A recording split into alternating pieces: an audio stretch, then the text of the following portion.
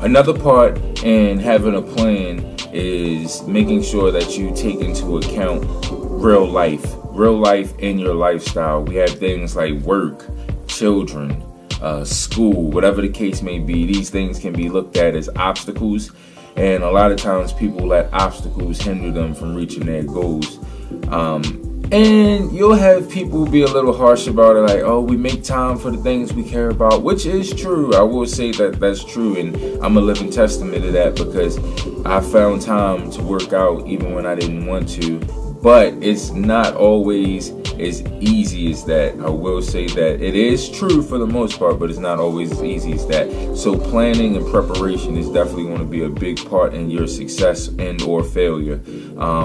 You definitely want to, if you know you work 9 to 5 Monday through Friday, maybe you can plan to have 2 of those days you get up a little bit early and you work out before work. And I'm not telling you that every single day before you go work an 8-hour shift at your job that you may or may not like, you should be working out, but at least sacrifice maybe 2 of those days and then do 1 weekend day. That's a good routine to start out with. Or maybe even after work, if you get off at 5, I'm not telling you every day after a long hard day at work you want to go straight to the gym or straight home and work out. But there are a lot of things you can do to sort of work around that. You don't have to have a 1-2 hour workout. You can get an effective quick workout in 15 to 20 minutes. You know what I mean? A 5-minute warm up and a 15-minute workout, and you're on your way to some success. You can burn a decent amount of calories. You'll get your heart rate pumping, and you'll get your body in just a state of where it's like, okay, I'm up, I'm ready. And if you do it earlier in the day, you'll actually burn more calories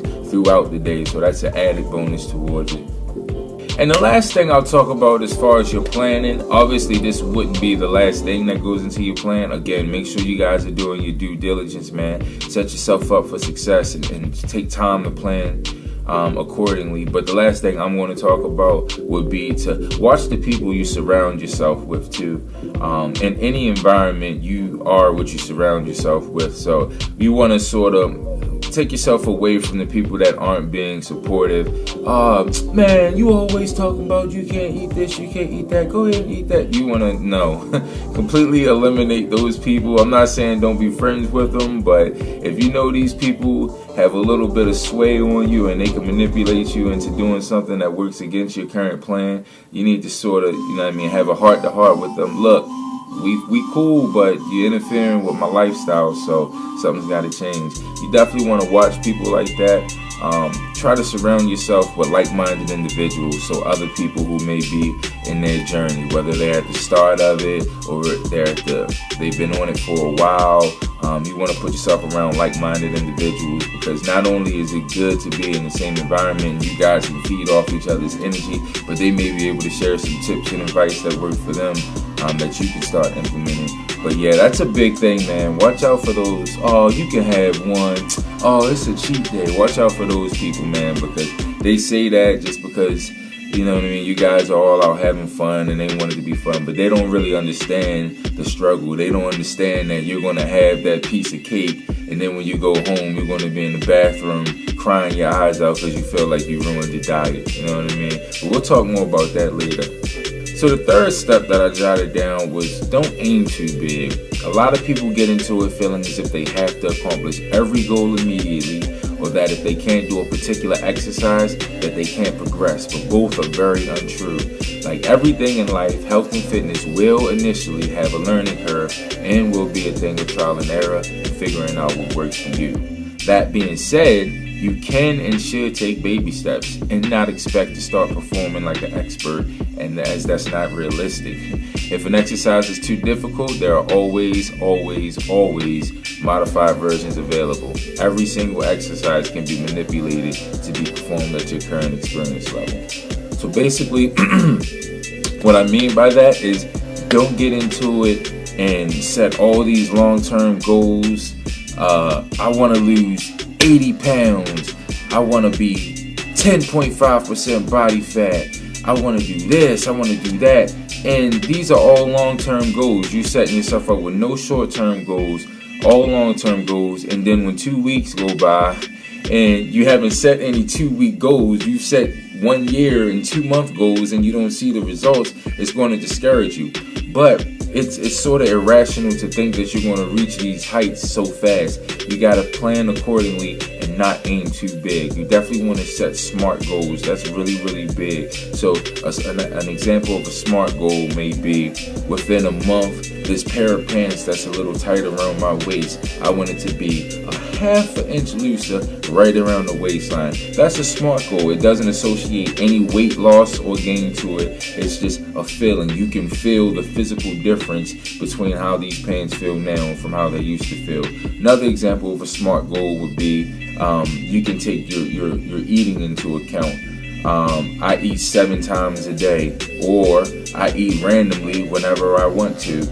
If you're on the I eat randomly whenever I want to, a SMART goal would be, as opposed to doing that, I'm going to eat 4 consecutive meals a day. I'm going to have my breakfast, I'm going to have my lunch, I'm going to have a little snack, and then I'm going to have my dinner. You don't have to structure it that way. That's just an example.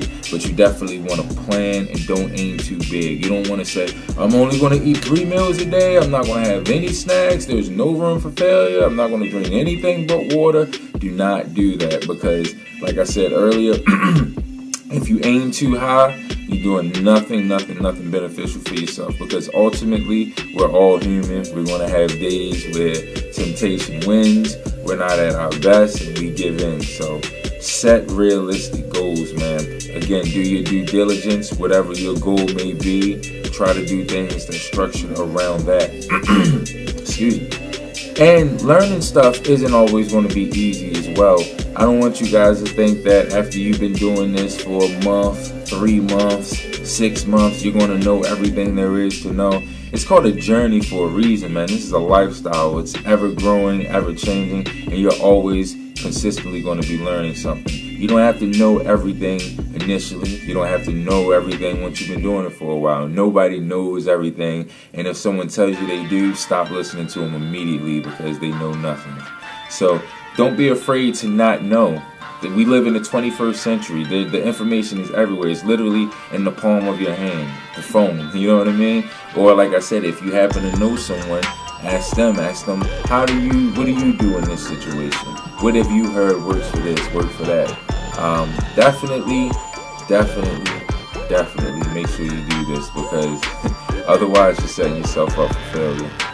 Now, like I touched on briefly earlier, as far as exercising, exercising is one of those things that I think a lot of people get intimidated and overwhelmed simply because they don't know. Like, you can easily modify like just about every exercise to make it work for you. I mean, at the end of the day, you're doing the exercise to have a benefit from it, and if the exercise is too difficult initially, the beautiful thing about it is there's a modified version for just about everything. And you don't have to be one of these people, like I said earlier, that's doing 60-minute workouts and half-an-hour workouts. You start with what you're good at, you know what I mean? If 10 minutes is all you can do going into it, then you do the best 10 minutes you can do, you know what I mean? There's knowledge out there, whether you go to the library, the bookstore, and you purchase the material you need so that you can have this information, or you just go online, follow YouTube channels like mine. There's information out there, man, as far as like modifying exercises.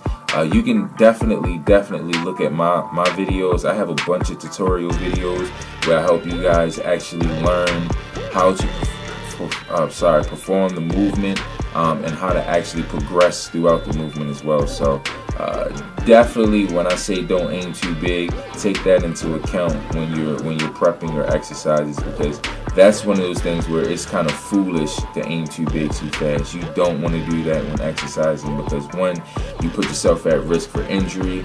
Two, it can be mentally discouraging if you attempt these things that you're not ready to be doing, and every time you do it, you fail. Especially if you don't have a support system, if you're not working out with someone, whether it be a friend, a trainer, anybody. So you definitely, when you're doing your planning, you don't want to aim too big. with exercise. And then the fourth step that I wrote down was don't be afraid to fail. This is a journey, and if you expect it to always be fun, easy, or exciting, you are setting yourself up for disappointment. Don't fear having a bad day. They are a normal part of this lifestyle. Don't get into the mindset of, oh, now I've ruined all my progress because I had a bad day or a bad couple of weeks. You can always bounce back. Learn from bad days and keep moving forward, but do not use them as an excuse to give up. I mean, and that's pretty much self-explanatory.